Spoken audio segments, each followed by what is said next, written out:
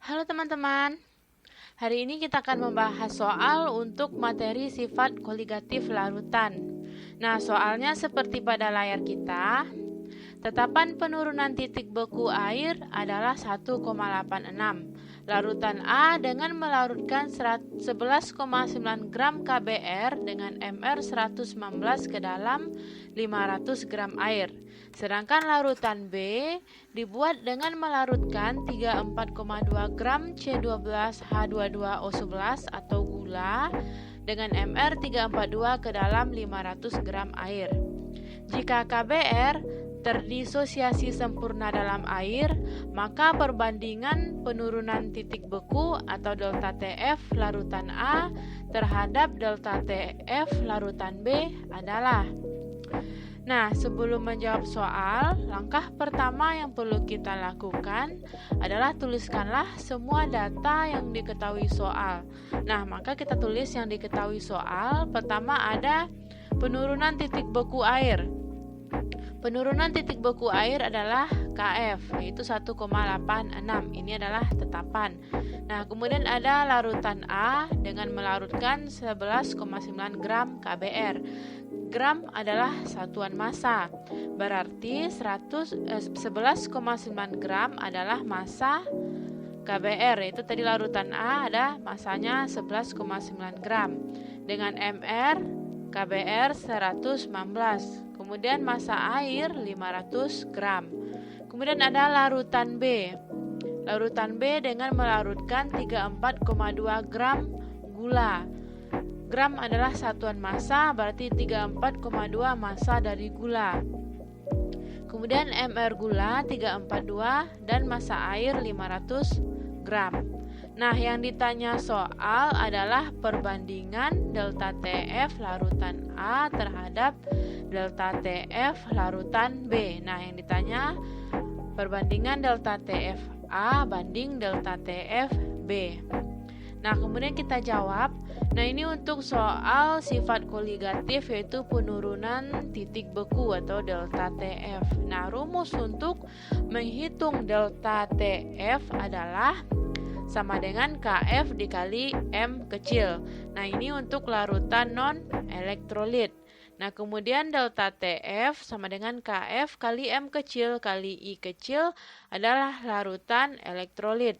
Nah, di mana M kecil atau I kecil dulu adalah faktor Van Hoff yang dihitung dari jumlah ion zat elektrolit atau molekular elektrolit dikali dengan derajat ionisasinya.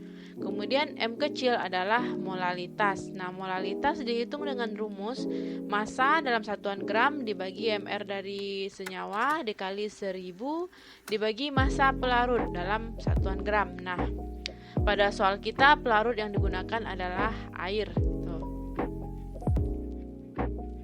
Nah, teman-teman, mari kita lihat pertama untuk larutan A. Larutan A yaitu KBR. Ingat KBR adalah larutan elektrolit karena di sini dibilang terdisosiasi sempurna.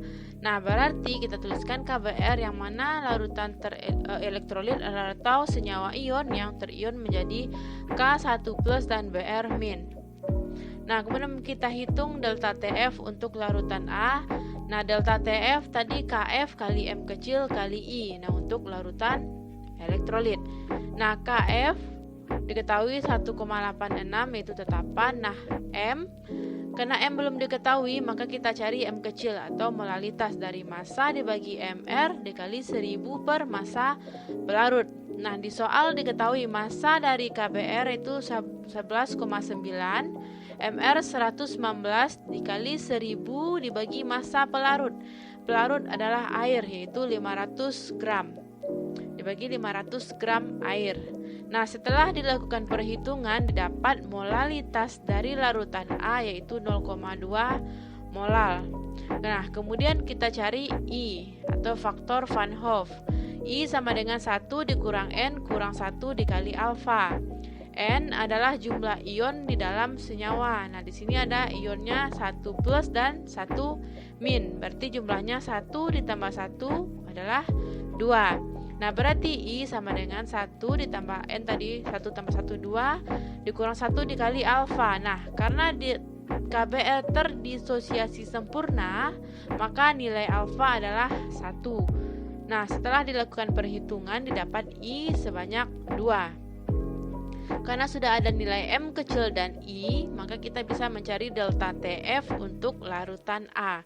Delta TFA sama dengan KF 1,86 dikali M 0,2 dikali I 2, didapat KF kali 0,4. Nah, kemudian kita lihat untuk larutan B, yaitu gula. Nah, ingat teman-teman, gula adalah larutan non elektrolit, maka delta TF kita cari dari rumus KF dikali M. Nah, KF tadi tetapan yaitu 1,86, sedangkan M kecil belum diketahui, maka kita mencari M kecil dengan rumus yang ini. M sama dengan massa dari gula yaitu 34,2 dibagi MR yaitu 342 dikali 1000 dibagi massa pelarut yaitu massa air, pelarutnya air itu 500 gram. Nah, kemudian dari perhitungan kita dapat molalitas dari larutan B yaitu 0,2 molal. Nah, kemudian kita cari delta TF yaitu KF dikali M, berarti KF dikali 0,2. Nah, teman-teman, nilai KF tidak kita masukkan karena nilainya adalah sama-sama tetapan, maka kita tuliskan KF saja. Karena nanti kita akan melakukan perbandingan. Nah, kemudian kita bandingkan delta TFA dibanding delta TFB. Nah, delta TFA tadi KF kali 0,4, delta TFB KF kali 0,2. Nah, karena tadi KF adalah tetapan nilainya sama yaitu 1,86, maka KF ini akan habis. Maka tinggal 0,4 dibanding 0,2. Nah, untuk menyederhanakan perbandingan, kita bagi dengan angka terkecil. Angka terkecilnya di sini 0,2. Kita bagi sama-sama bagi 0,2. 0,2 bagi 0,21, 0,4 bagi 0,2 sama dengan 2. Nah, maka perbandingan delta TF dibandingkan dengan delta TFB adalah 2 banding 1.